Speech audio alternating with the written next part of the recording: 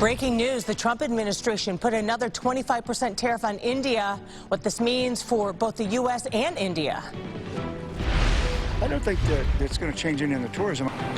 And pushback continues against renovations out at J.C. Park. Ahead on Gulf Coast News at noon, how much money the city could be approving to improve the park more. An argument's being heard right now in a Florida court in an effort to close Alligator Alcatraz. Live, the news you count on. Gulf Coast News at noon on NBC. Hello, hello, hello, everyone. Today officially marks a very special day for us as we get closer and closer to the 2026 Winter Olympic Games in Milan Cortina, Italy. Today officially, again, marking 6 months until the games begin. Thanks for counting on Gulf Coast News at noon. I'm Joshua Cole. And I'm Kelly Burns. Athletes all over the world are training ahead of next year's games, which officially are 6 months away. But first, our Gulf Coast team of meteorologists are monitoring a couple of areas of interest right now in the tropics. Lauren Hope is in the Gulf Coast Hurricane Center. You know, it's nice to think about the Winter Olympics because at that point, hurricane season will finally be over. But we have a lot, that's right, that we're monitoring right now as we track the tropics. We are looking at 2 disturbances, and we still have a named storm out there and heading toward the northern Atlantic basin. Tropical Storm Dexter. No big changes this morning out of the 11 a.m. update. We're still talking about a weak tropical storm, but we're looking closer to home with Dexter continuing to pull farther and farther away. Now a broad area of low pressure, a couple hundred miles off of the coast of South Carolina. 40% odds over the next 7 days. This disturbance also tracking farther and farther away to the northeast, so no even indirect impacts with that disturbance. Finally, looking at the latest odds, which have actually increased since yesterday. This disturbance the most likely at this point in the eastern tropical Atlantic to show signs of organization. 20% the next 2 days, but now 60 over the next 7. I'll show you more tropical analysis. We'll also time out some of those scattered showers and thunderstorms we're working toward later this afternoon, coming up in 15 minutes. We have breaking news. President Trump is putting an additional 25% tariff on India for purchasing Russian oil. This brings the combined tariffs imposed by the United States on India to a whopping 50%. The tariffs could go into effect in 21 days. That gives both India and Russia time to negotiate with the administration. Many American companies see India as an alternative to Chinese manufacturing. Here at home, Cape Coral City Council could be saying yes to accepting more than $1.5 million in tourist tax money to pay for improvements out at J.C. Park. The city will spend an additional $860,000 to pay for the boardwalk and restrooms. The park is also getting a new playground, band shell, snack bar. Gulf Coast News reporter Kennedy Mason is at J.C. Park in the Cape with an update on the project. You can see J.C. Park is still very much shut down, but Cape Coral Council is looking at ways to continue progress on the park. One of those ways, approving money for 2 amenities. One of those being the boardwalk, which will overlook the water. I think that's a reason they did it, primarily is they did a study and that Cape Coral hadn't utilized, they felt, the waterfronts of the city. Bobby Dickerson doesn't love the changes coming to J.C. Park, but understands why they may have been made. The city is hoping to approve $560,000 for the boardwalk, money that was already budgeted. They're also hoping to approve almost $630,000 for the new restrooms. The old ones were demolished and building permits were issued for the new ones just 2 months ago. This money would come from grants, and council will likely formally accept it from the Lee County Tourist Development Council at tonight's city council meeting. The essential work at J.C. Park is well on its way, like installing pipes, but no amenities have been put in yet. It is what it is now, and I got to deal with that, but I would have liked it to stay at a neighborhood park if it were up to me. I did ask the city if they think it's possible that the park will be done by the end of the year, because as you can see in the sign behind me, it says J.C. Park coming 2025. I am waiting to hear back. In Cape Coral, Kennedy Mason, Gulf Coast News. Other parks in Cape Coral also being considered for an upgrade. The city held 2 meetings to talk about the Parks and Rec master plan to improve parks across the city and assess what residents would like to see. Council also expected to provide an update about the Boathouse restaurant that burned down at the yacht club. City leaders are talking with the owner about demolition and providing temporary food services as they rebuild. Count on Gulf Coast News to let you know if they decide anything. Cape Coral police looking for a man they say stole an e-bike right out of a garage and barefoot. Police say this man here stole from a home along Southeast 6th Terrace Tuesday morning and then just rode off. The homeowner says she did leave the garage open for just a few minutes. I mean, that's the sad thing. It's not like we weren't home. Everything is here, the vehicles are here, and you have the nerve to walk up.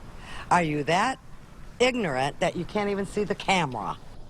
Cape Police reminding homeowners, make sure your garage is closed, even if you are home or it's just a few minutes. This will help prevent crimes like this from happening. And if you know anything about this particular situation, call Cape Coral Police. Well, a restaurant in Cape Coral also needs your help finding a thief they say stole 25 Clusia plants from their property. So Kelly Feather, the co-owner of Finn's Seafood and Dive Bar right there off of Del Prado Boulevard South, says the restaurant is renovating right now. They're just days away from reopening.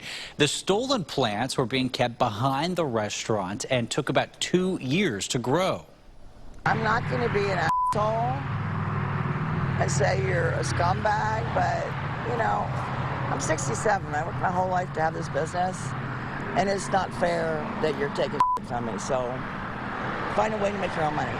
The business is offering a $500 reward for anyone who helps find the plants. A judge in Miami is hearing arguments right now in a federal lawsuit looking to shut down alligator Alcatraz in Collier County. Environmentalists and the Miccosukee tribe challenging state and federal agencies for allegedly violating the National Environmental Policy Act in the Everglades. They claim the detention site needed federal approval because of possible impacts to the Everglades and wildlife there. The governor said last week that 600 detainees have already been deported. Hundreds of undocumented immigrants are kept in temporary tents until they are flown to their home countries. Count on Gulf Coast News to let you know when the judge rules on that case. Collier County restaurants and businesses say they're offering sales and meal specials, just trying to get people to come in the doors. Businesses in the county, especially around Naples, say they're not seeing the crowds that they're expecting.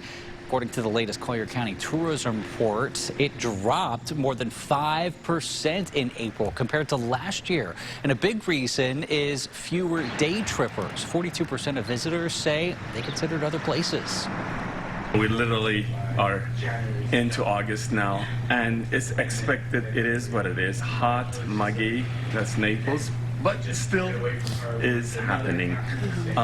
We are missing the tourists. We're missing the Canadians, the Russians and Germans and English, all the Europeans who are often here. We see less this year. He really touched on it there. Some other restaurants and businesses say it's been a slow summer.